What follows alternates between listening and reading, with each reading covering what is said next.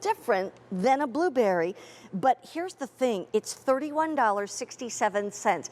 If you want to use a Q card to place your order, you can put it on 3 monthly payments for you if you want, but you don't have to. You can use whatever credit cards you want, etc. But the thing that I think is so great is that you can grow your own blueberries. Look at that bush there. Yes, indeed. And you'll get some berries this year. It's next year when you get the big bunches of berries. And that's true for most fruiting plants, correct, correct, because they bloom early in the season. This will get 4 to 6 feet tall. I'm sending you a large shrub already. This one is really, really unique because let me tell you, I mean, they said, and I'm out in the field when they're showing me all these plants, and we're trying all the different blueberries. The reason it's called a Razz blueberry is because it is a blueberry that tastes like a raspberry. Whoa. For real. You shut your eyes and you're eating it and it tastes exactly like the raspberry. That's why I've mixed the raspberries in so you can see, you get the idea. And what keeps longer in your refrigerator if you buy them at the grocery store? Blueberries. Exactly. The raspberries are gone really quickly. It's not because you ate them. It's because they got moldy. And this way you can even keep them longer in your refrigerator. They freeze nicely, but it's a great tongue twister for the kids. Because say, baby, what does that taste like? And if they like raspberries, they'll tell you, Mama, that tastes like a raspberry. How'd you do that? How did you make blueberries that taste like raspberries? I gotta say, and these are gonna be good sized. You were saying that they flower early, or they, you know, produce their fruit a little early. Like typically, when would you start getting the fruit? I know this season you're not gonna get as much as next season. You'll get the fruit will start happening in July. In July, and often they wait until August to start fruiting. But you'll have the beautiful pinkish white bell-shaped blossoms that hang down before that. So it's what we call an edible ornamental because it looks beautiful. And in the fall, you see the color of the raspberry? That's the color of the leaves of the plant in the fall. It'll let you know what's going on. So it really turns like a red leaf, which is beautiful. The reddest of the red, it makes the maples look dowdy. Wow, oh my goodness. These are great. Now, honestly, these are regular blueberries because of the fact that you just can't get these anywhere, and we couldn't force these.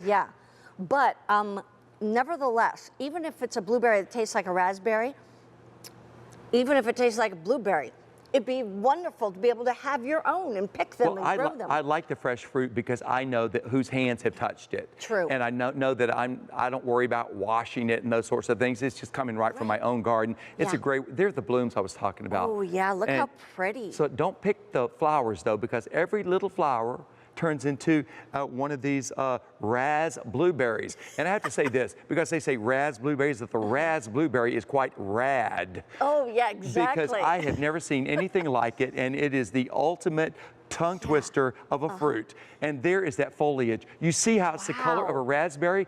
That will let you know. In the fall, it is absolutely gorgeous. These will get up to 6 feet tall, covered in blooms, covered in fruit, and then covered in this foliage in the fall. How wide will they get? They'll get about 4 feet wide. So if you wanted to put, are they good for, I want to say kind of like a border along the edge of your lawn or the edge of your yard? You can mix it in with a flowering shrub border. Say if you've got spirea, if you've got forsythia, things that typically bloom in the spring. You know, this will be blooming in the spring too, but then it has something to reward you at the end of the season, which is great. They do need a freeze to set the fruit. So if you live in an area that you only need just a slight freeze, but you need that. So if you're living in a tropical area, or if you're down in Miami or a place like that, not for you. Not for you. And here's the other thing too, is that I know when I was growing up, you know, we used to be able to, we lived in the woods, we grew up in the woods, and we used to go out there and be able to pick our own blueberries right in the woods. But you know, and I love the fact that you say, you know, when you grow it yourself, you don't have to wash it because you know there was no pesticides sprayed on it and stuff like that. But and that's what we used to do when we picked them as kids. We would just literally pick it and eat it, pick it and eat it. Nothing ever got it put in the bucket. No. It just didn't happen.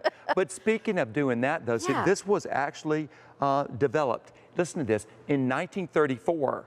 And it never made it to the marketplace then because they weren't selling blueberries and they weren't selling raspberries in the stores. They had no way to ship it then, so everything was fresh. So now that you can get things in the store, this is when you want to be able to grow these yourself, because these are fresh, like your heirloom tomatoes. You want it fresh from there, and also to have something that other people don't have.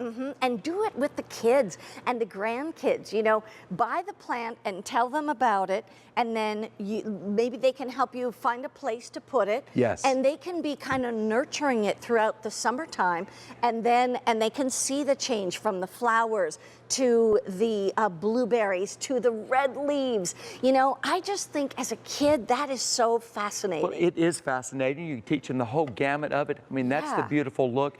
This takes the acid fertilizer. Be sure to pick that up, which also you would want to have for your hydrangeas. You can also use that on your tomato plants. So if you wanted to pick this up, it's got multiple uses also for your azaleas and rhododendron. Okay, and by the way, this one will make 40 packets of fertilizer. This is the one for acid-loving plants. It's $30, and it will make up to 40 it includes 40 packets. Each packet makes a gallon. And they dissolve in water. No mess, no fuss, no dirty fingers. Just big results, and that's what we all want. And that's what you want for the plants, for the fruit and like the tomatoes and et cetera, the hydrangeas that we had at the beginning of the show. You know what? We are actually going to just give you a quick peek at what we showed you in this show. I'm going to start right here because these are those hydrangeas back here, and they are 3